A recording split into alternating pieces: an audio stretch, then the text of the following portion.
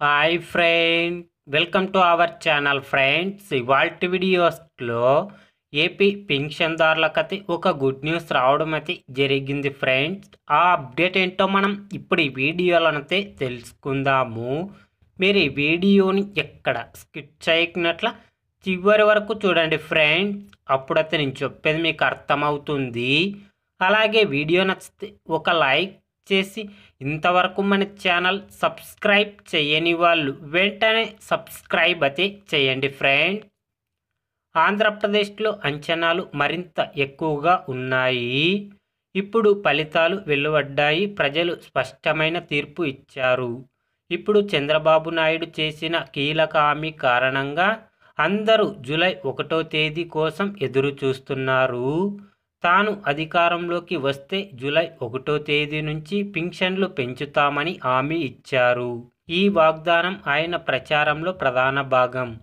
ఇటీవల ఓటింగ్ ఫలితాలను గణనీయంగా ప్రభావితం చేసిందని నమ్ముతారు. పెంచిన పింఛన్ను ఏప్రిల్ 1వ తేదీ నుంచి పంపిణీ చేస్తామని, 3,000 రూపాయలు ఏప్రిల్, మే, జూన్, జూలైలో 4,000 మొత్తం ప్రతి లబ్ధిదారునికి 7,000 లభిస్తుంది. ఈ వాగ్దానం చాలామంది వృద్ధులు, ఒంటరి మహిళల ఆశలను పెంచింది. దివ్యాంగులకు కూటమి మాత్రం 6,000 ఇస్తామని, ఆ మొత్తాన్ని ఏప్రిల్ నుంచి కలిపి ఇస్తామని హామీ ఇచ్చారు. ఇప్పటికే ఏప్రిల్ నుంచి జూన్ వరకు ప్రభుత్వం 3,000 రూపాయల చొప్పున అందించింది.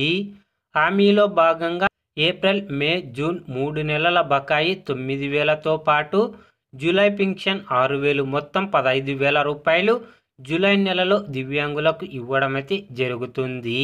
అలాగే వృద్ధాప్య, వితంతు, ఒంటరి మహిళలకు మాత్రం 7,000 రూపాయలు జూలై నెలలో పింఛన్ మంజూరు చేయడం అయితే జరుగుతుంది ఫ్రెండ్.